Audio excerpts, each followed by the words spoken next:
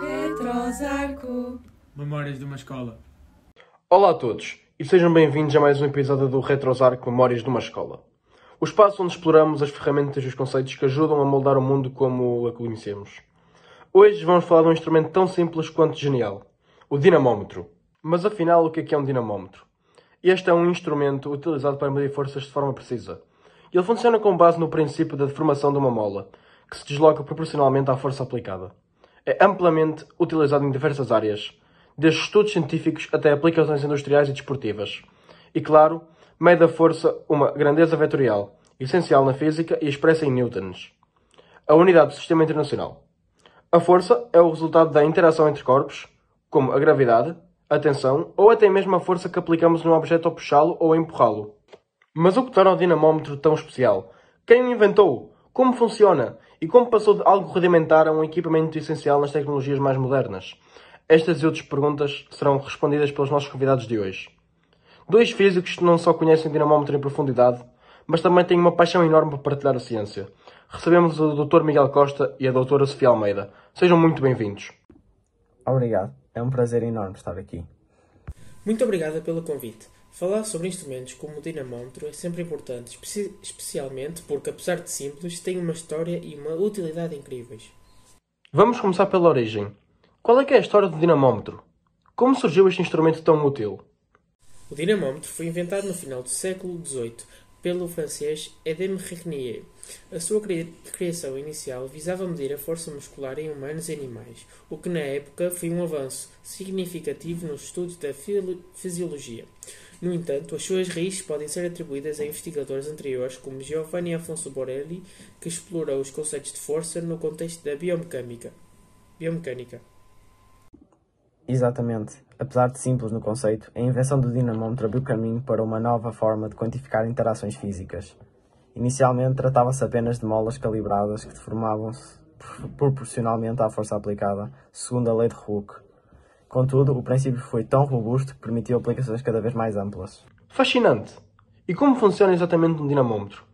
Podem explicar de forma mais simples e acessível? Claro, o dinamómetro mede a força com base na deformação de uma mola interna, onde essa deformação é proporcional à força aplicada. Basicamente, aplica-se uma força no gancho ou no suporte do dinamómetro e a mola estica-se. A escala do dinamómetro converte essa deformação num valor de força, geralmente em newtons. Hoje, além dos dinamómetros mecânicos, temos também versões digitais e hidráulicas. Os digitais, por exemplo, utilizam sensores eletrónicos para medir forças com maior precisão e armazenar dados, enquanto os hidráulicos funcionam medindo a pressão de um fluido, uma abordagem diferente, mas muito eficaz para forças maiores. E por que utilizar o dinamómetro corretamente? Quais os cuidados a ter? A utilização correta é fundamental para evitar erros e danos no instrumento. É essencial calibrar o dinamómetro antes de cada uso para garantir leituras precisas. Devemos também aplicar a força de forma alinhada com o eixo da mola, sem os ângulos ou forças laterais que possam distorcer a medição. Acrescenta ainda que é importante respeitar os limites indicados pelo fabricante. Se for aplicada uma força superior ao máximo recomendado, pode ocorrer uma deformação permanente da mola nos modelos mecânicos ou mesmo danos irreparáveis em versões digitais. Agora, falemos da evolução deste instrumento. Como é que o dinamómetro passou de algo tão simples a uma ferramenta tão avançada? Bem, o dinamómetro original era bastante rudimentar, mas o seu princípio básico manteve-se inalterado ao longo dos séculos. O grande salto veio com os dinamómetros digitais, que introduziram sensores modernos e tecnologia eletrónica. Esses permitiram medições muito mais precisas e a integração com sistemas informáticos para registro e análise de dados. A evolução foi particularmente notável nas últimas décadas. Hoje, os dinamómetros são usados em áreas de ponta como robótica, biomecânica e até na exploração espacial, mostrando como um conceito simples pode ser adaptado às tecnologias mais avançadas.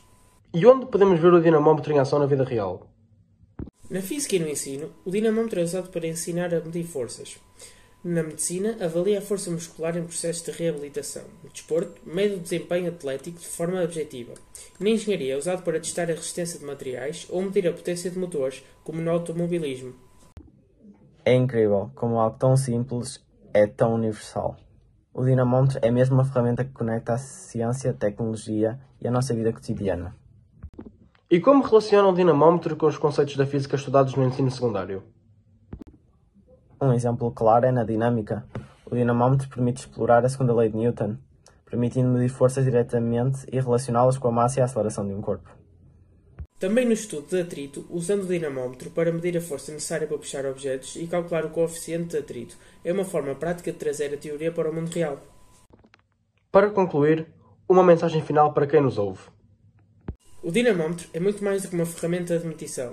Ele funciona como uma ligação entre a teoria e a prática, demonstrando como os conceitos abstratos ganham forma no mundo real. Não deixem de explorar a ciência no vosso dia-a-dia. Um simples dinamómetro pode revelar muito sobre o universo que nos envolve. Obrigado aos dois pela esta fantástica conversa. E aos ouvintes, se gostaram, não se esqueçam de partilhar este episódio e fiquem atentos nos próximos. Até breve.